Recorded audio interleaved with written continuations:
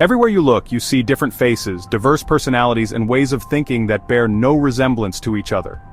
Some people excel in complex mathematics as if numbers were their native language.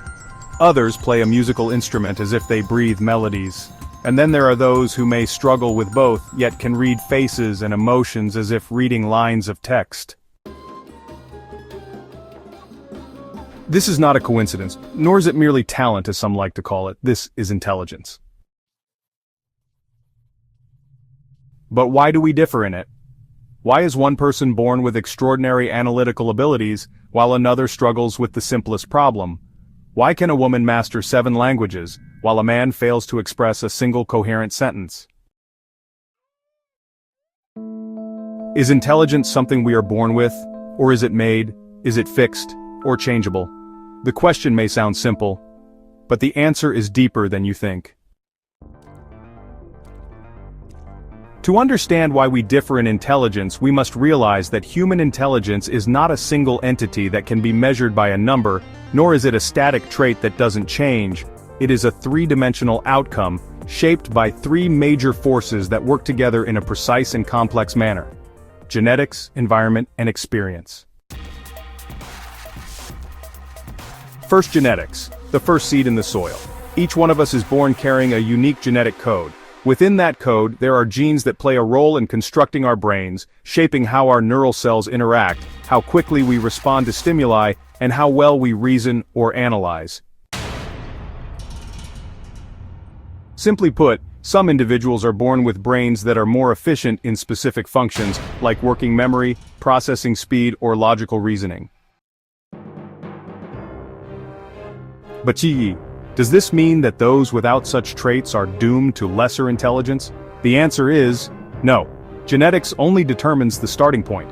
Just like someone may be born with strong muscles and another with weaker ones, nothing stops either of them from training. Second, environment, the factory that shapes raw material. Environment isn't just the house we live in or the school we attend. It is the stimuli we're exposed to from early childhood, the quality of language we hear, the questions we're asked, the type of food we eat, the freedom we're given to think, or the suppression we face.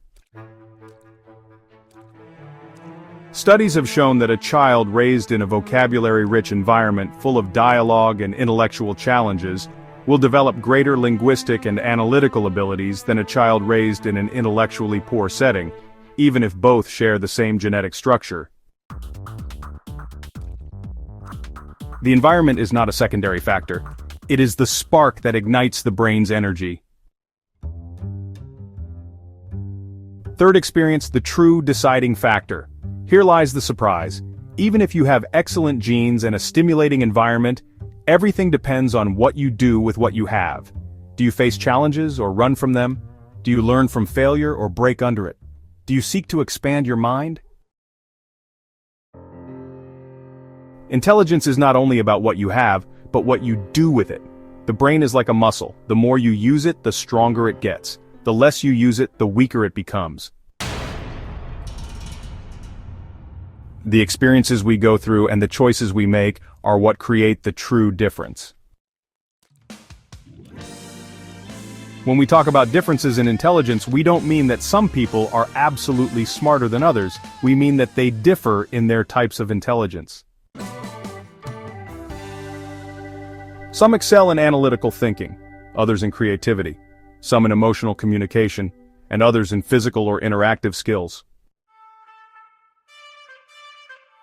A person who instantly grasps mathematical equations may fail to read a sad human face. Another may analyze human emotions like an open book, yet struggle with understanding physics. This is how modern science sees intelligence: multiple, flexible, and context-dependent. Differences in intelligence are not deficiencies, but a diversity in abilities, resulting from diverse neural structures, cognitive pathways, and thinking styles. For decades, societies have relied on what's known as the IQ test, short for intelligence quotient. This test attempts to measure analytical, logical, and verbal abilities, and gives a number 90, 110, 140. But can the intelligence of a complete human being be reduced to a number? Modern science strongly doubts that. IQ does not measure creative intelligence, nor emotional intelligence, nor adaptability, nor insight, not even practical day-to-day intelligence. In many cases, it fails those with unconventional abilities. That's why intelligence is no longer seen as a number, but as a complex system, which must be evaluated within the context of environment, culture, and multiple skills. Perhaps the most dangerous lie many people have believed is, "I'm dumb, that's my fate." Intelligence is not destiny, it's a decision. Modern neuroscience has proven that the human brain possesses something called neuroplasticity, its ability to reshape itself throughout life. You can improve your memory, sharpen your focus, learn new analytical and linguistic skills, even change your entire way of thinking. Every experience you go through, every piece of information you learn, every challenge you face, leaves a physical imprint on your brain. Neural cells change. Connections between cognitive centers strengthen. The result? A more efficient brain, that is, greater intelligence. But this does not happen by chance, it requires repetition, challenge, and awareness. Let's be clear, not everything is within human control, but much of it is. What enhances intelligence? Well, several factors come into play. Good sleep, for instance, helps the brain reorganize information. Exercise? It stimulates the growth of new brain cells. Healthy nutrition, like omega-3s and antioxidants, is crucial. Regular reading expands vocabulary and develops neural networks. Mental games, such as chess, puzzles, and critical thinking, are also beneficial. And perhaps most importantly, curiosity is the greatest driver of intelligence growth. What weakens intelligence? Boring repetition, for one, can really kill the brain. Digital addiction distracts and weakens focus. Chronic stress destroys memory centers, and suppressive environments block mental growth. The brain is like a plant. It needs light, which we can think of as challenges. It also requires water, or in other words, information. And of course, good soil, meaning a stimulating environment. We are living in an era that is redefining the very concept of intelligence. Intelligence is no longer just about the ability to memorize and analyze, but about the ability to adapt. Today's generation does not face the same challenges as previous ones.